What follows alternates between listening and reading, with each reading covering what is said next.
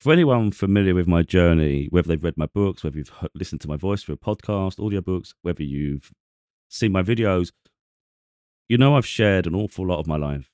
I've been vulnerable throughout. I've been transparent. There's one area, though, that I've never touched on because I think some things are just too personal. Some things don't need to be spoken about. And I think some things we should hold sacred to ourselves. But I recognize if it helps even just a few people, then it's a conversation I think worth speaking about. But this is probably the only time I will speak of it. This isn't something in the future I'll be prepared to talk too much about, especially in interviews and things, because like I said, some things are just personal and it's not, I don't do anything for like a popularity contest. And I certainly wouldn't be interested in having a conversation to exploit something. So that's not going to happen. This is probably just like a one off. I may include it in my book if I think it's relevant, but we'll see how this goes really. Um, and that is like sex life. It's not something I talk about a lot. I've touched on it slightly before. There's a TV show I've been watching. Like yesterday, I watched for like 6 hours. I think I just got hooked, and it's called Sex Education. But it's like a drama, but it's really good. The actors are great. There's a lot of vulnerability in it. It can be funny, but I think it's very well done. It's beautifully done. And it does for me. It just shines a light on some of the vulnerabilities, really. And I think some of the issues like youngsters go through specifically, but it's not just youngsters because issues arise the older you get as well. There's going to be a lot of people who just have not had sex for a very long, like never had sex, even up to like deeper ages, and they'll be considered weird. And that's why I want to touch upon this. I think it's really important to talk about it. I want to just share from my point of view, and then hope maybe it resonates with some people, maybe it won't. Um, and I want to just explain really why there may be psychological reasons as well. So this is what I want to get to, and I think it's just going to be really important that someone talks openly about things. Like, it's not about shying away. I don't shy away from a conversation. I just think some things are just personal, and they don't need to be broadcast. So, for instance, any partner I have or had, I wouldn't talk about them personally. That's too personal. It's not about that. Just get some water quick. My throat is really bad.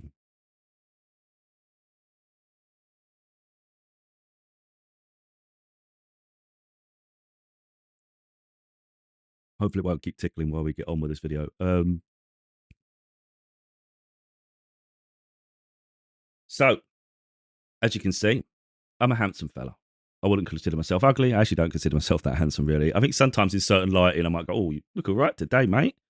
You're looking good." I don't consider myself like a Brad Pitt or anything. So, people might think I think a lot of myself. I love who I am. I wouldn't change anything about myself because that's the thing. I accept who I am. So I don't have an insecurity of myself. So, in that sense, I'm not insecure with me. Um, just trying to think where the hell I'm talking about, what it's starting from.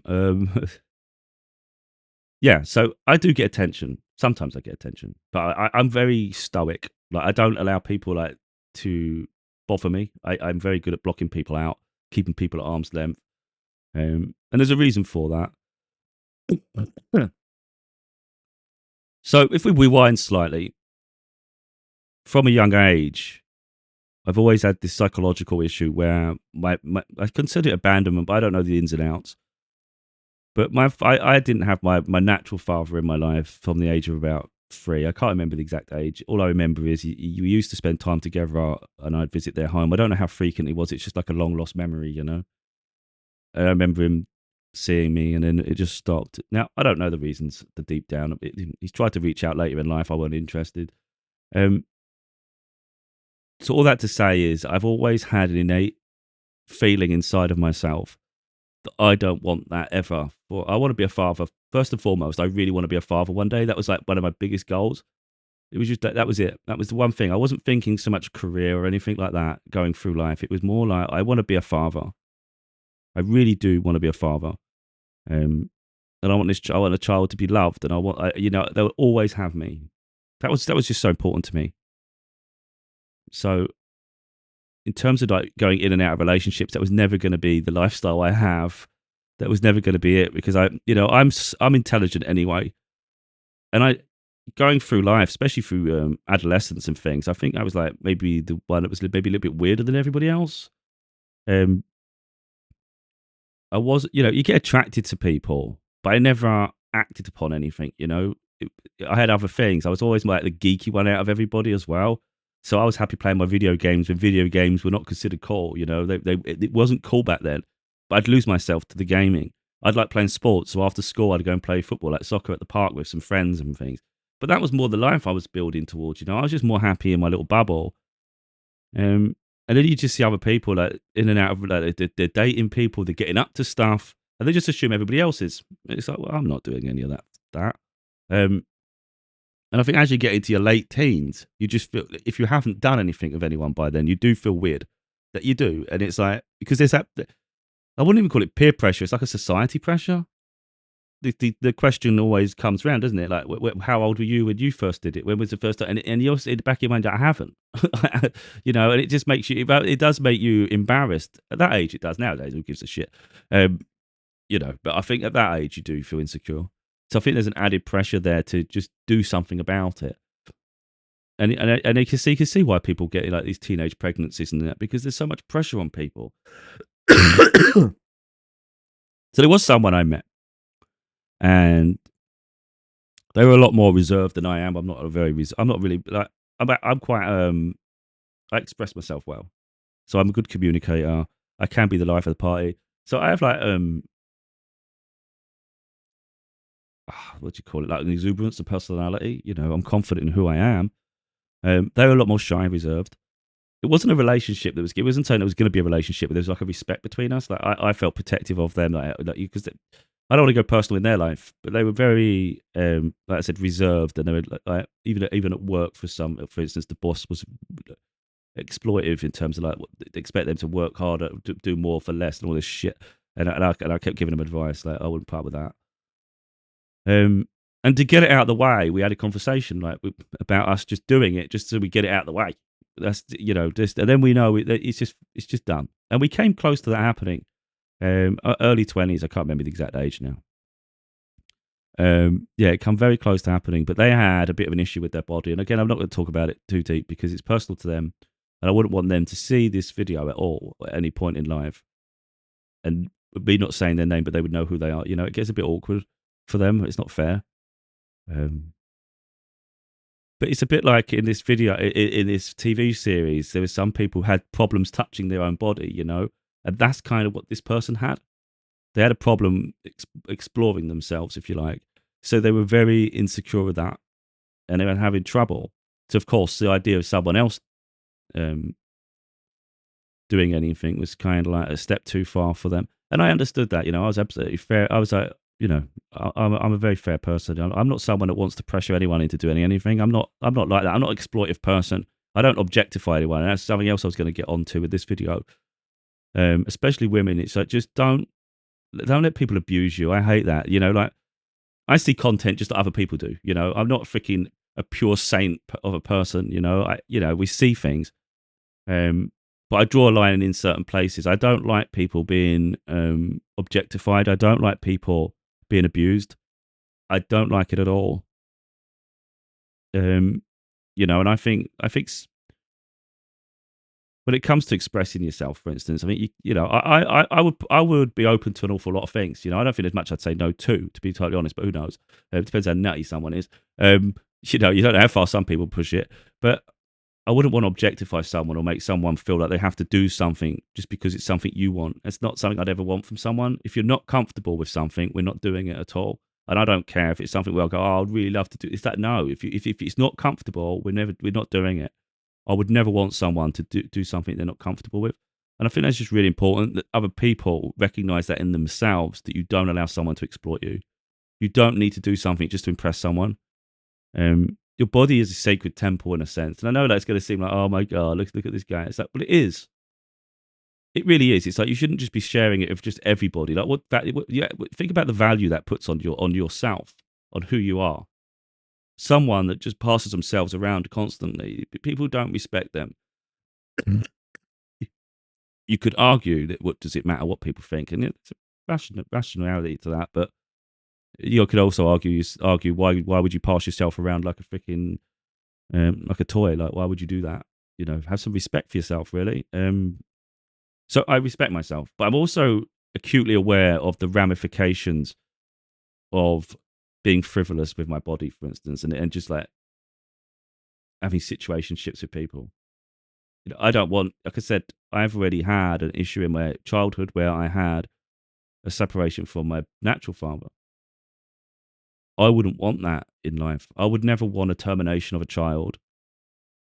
That's not something I would want. And I don't always get to say. Again, I don't want to go deeper into this, but there was an almost abortion of my daughter. And I've spoke about it in my books. I spoke about it on videos before, and it was against my wishes. Fortunately, at the last moment, her mother changed her mind, which was beautiful, because now we have this incredible daughter. And there's multiple reasons why people would consider doing that. Me personally, I would always own up to my responsibilities.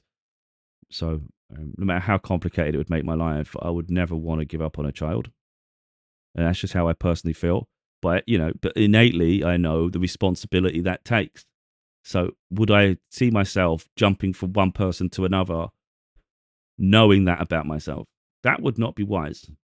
Let's say every single person you had intimate relationship with spawned a child. That's going to be a lot of chaos. That's going to be a lot of chaos. And I don't think it's fair for the existing children to have to experience that. So I am innately aware. Also, I recognize, especially from previous relationship, how toxic situations can be. Breakups can be chaos. I'm not interested in all that either.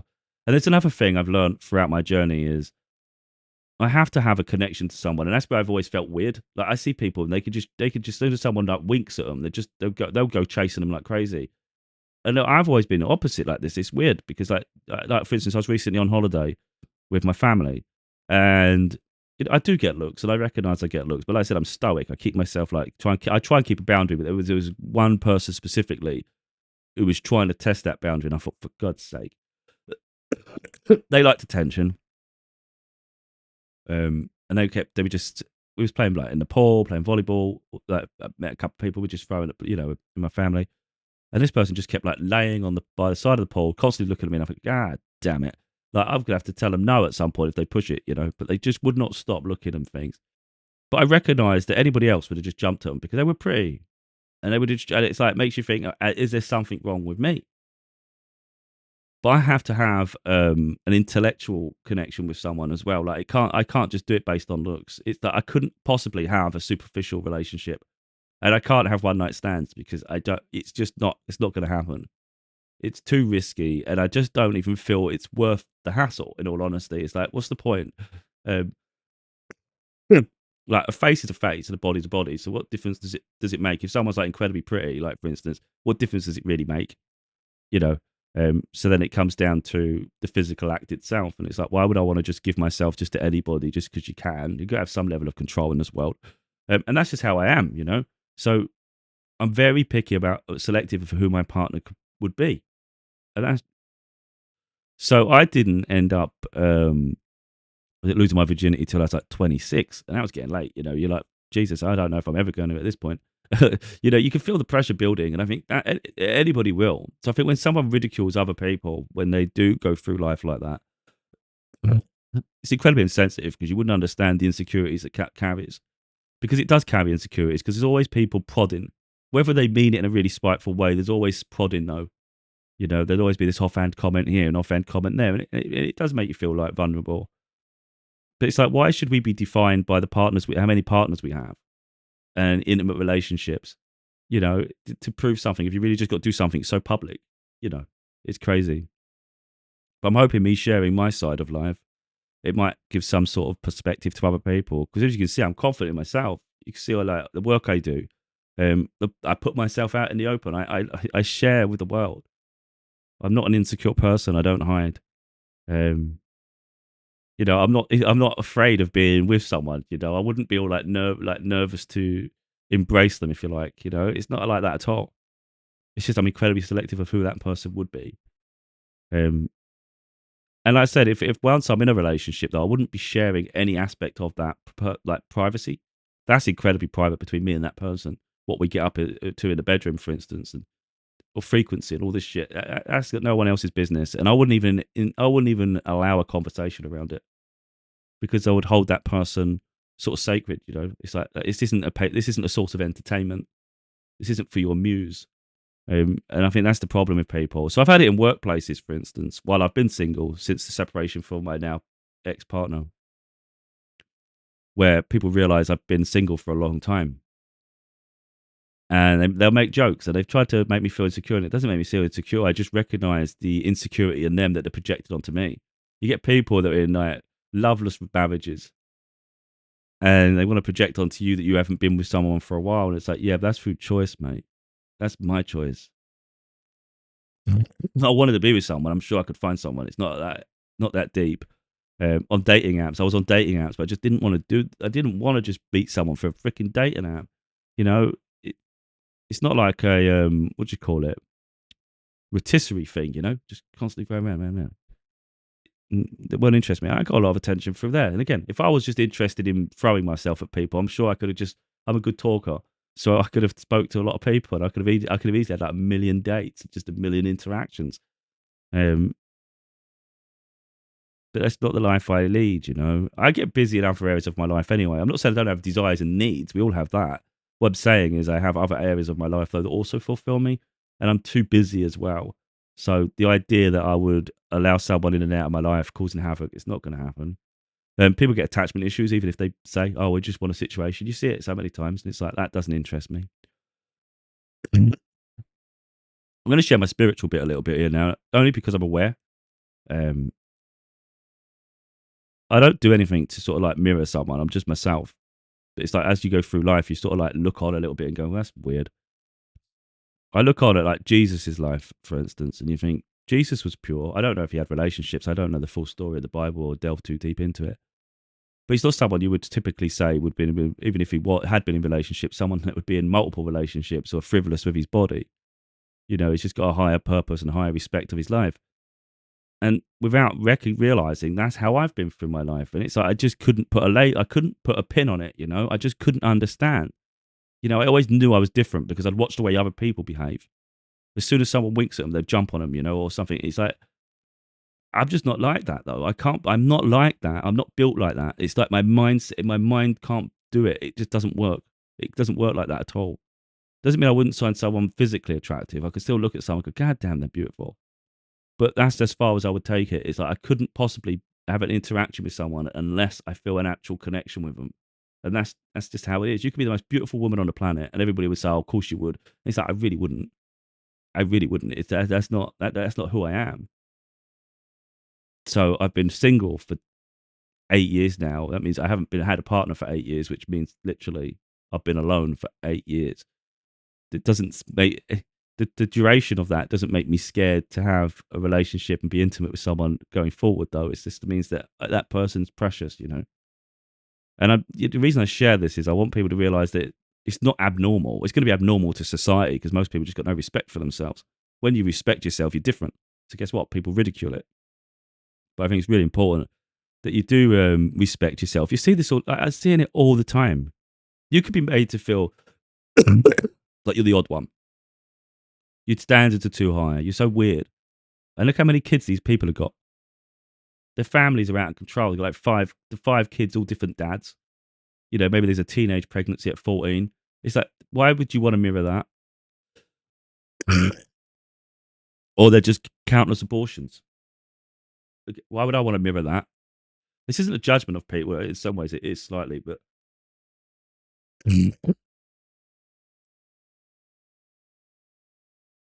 people find themselves in loveless marriages. Why would I want to mirror that? They find themselves in toxic and abusive situations. Why would I want to be in the middle of this? Some people are terrified of being. My throat's really bad.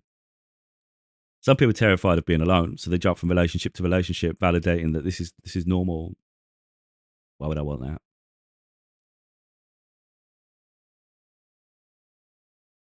So in some ways, the beautiful thing is that when I am in a relationship, that person knows that they literally mean everything to me because it doesn't just happen with anyone.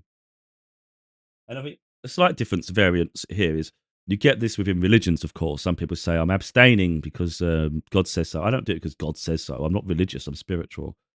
Um, I don't believe God expects us to be so rigid with ourselves.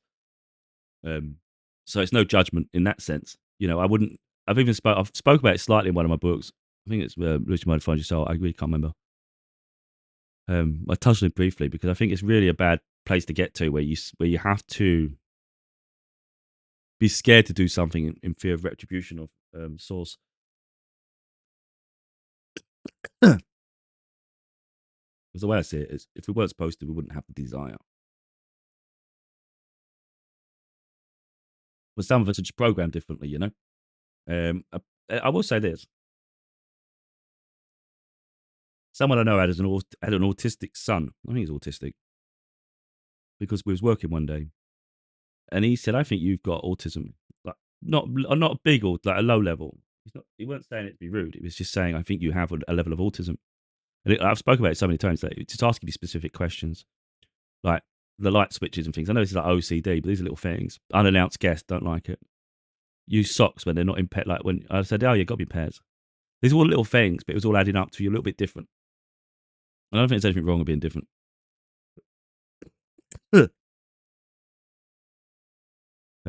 So yeah, so I like being individual. I like being myself. I don't feel insecure in any of it. Like, it's just why I'm not here to mirror someone else. I think that's the biggest part. Like I'm comfortable in my skin. I'm comfortable as I am. Problem with society's a lot bigger than an individual, isn't it? In terms of like mass opinions. So when you're in like a workplace or something, it can seem like you're the odd one out because everybody else like mirrors each other. So there could be 10 people just like having a conversation and you're not really feeling the same way they are. And maybe they've catch on, they tried to make a joke of it, and it's like, to each their own, mate. If I wanted to live like you, I'd be like that, wouldn't I? I obviously don't want to live like that. That's why I'm not like that.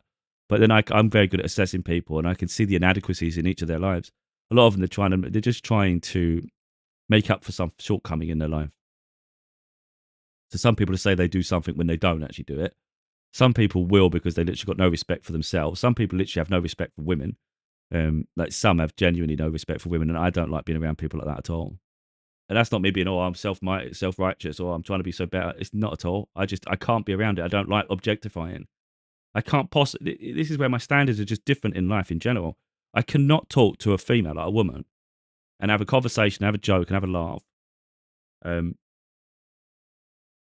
and then at a flip of a switch, when you other people they have the same, they can talk to them, but then in a flip of a switch after, they'll just talk about their body features and things like the inanimate object now. And it's like, I don't know how you do that. I can't do it. I don't. It's so fucking rude. Like I'll swear on it because I think it's absolutely disgusting. Like, like what are you doing? Yeah.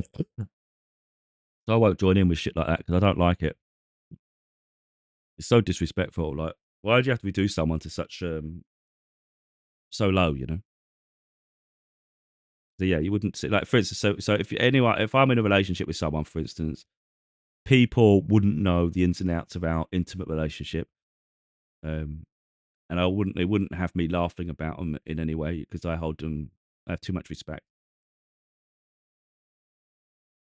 So if I'm around people and they're like laughing about their wives and trying to make jokes, they wouldn't see me joking about my wife. They wouldn't see me talking about the things we get up to. It's just not, you're going to hit. So if anyone ever said, "Oh, he said that," he said, "No, I didn't. I wouldn't do it. There's no way I would." Because that's freaking rude. But anyway, so I have high standards in my life, and it's like I don't see it as a popularity contest. I don't see it as a race. It's just life. Like I said, there was a period in my life where I thought about just getting it out of the way. Because to be honest, sometimes it's just like it's just like a mental block, isn't it? It's like you get it out of the way, and you don't have to say it. You don't have to say anything ever again. You've done it. Who gives a shit how frequently you've done it now? You know. So someone could say, "Oh, you haven't been with someone for 10 years," but they can't say, "I've never been with someone." But it's like, what do I give a shit even if I haven't been with someone? But I could understand the vulnerability and the insecurity if you was to get to my age now and never been with someone. Um, and I think because there's so many variables to it as well. Though I think sometimes there's trust issues. There could be an insecurity of your body. Um, Insecurity in performing. There's all sorts of things, isn't there? I mean, it's, level of therapy perhaps is needed for some people.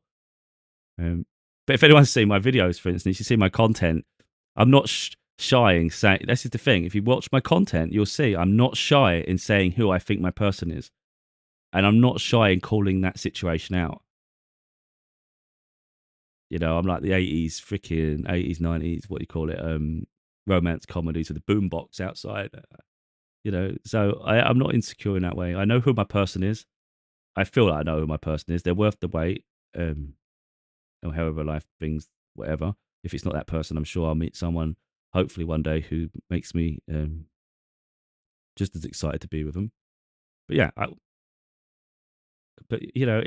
I see like intimate relationship as like a real um, connection with someone that you truly trust. And I think that's the thing. Like I'm not saying like if you was with someone, you could be. It's wrong to be embarrassed or anything. If when you get to have a moment, you get to have time with them. Because some people do have embarrassed. They're embarrassed about their bodies, or they're embarrassed about this, or they're worried about this. But I don't see it as such a serious thing, like the physical act of love, however you want to bloody say it. I see it as a moment between your person, so you're sort of exploring each other, if you like. And and I think there's so many variables to that. It could be exciting, it could be passionate, it could be beautiful and romantic. Um, it could be fast, it could be slow. You know, there's so many nuances to it, and I don't think it has to be so rigid. So you can take the stress away and just have fun with each other. And I think that's what it's all about. It's literally about having passion together, be romantic, have love, be in love. And the physical act is an extension of that love and that relationship. So yeah, like I say, people always fill in blanks and they might think, oh, they're boring, they're boring. Well, you never know. You never know.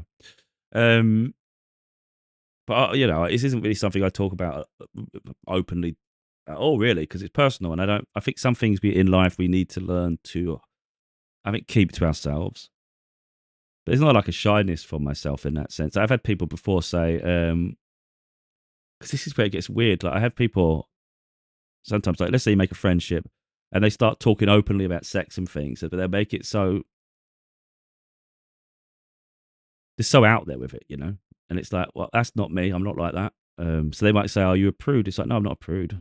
I just don't feel comfortable objectifying those. So like, I'm different in that sense. Like I don't make jokes of it, if you like. Um, you say potential. That's the weird part, isn't it? On the outside, because some people are just so rude externally, in public. Yeah, in that sense you would consider me a prude because I'm not like that at all. If you're asking me behind closed doors, am I a prude? I would argue no.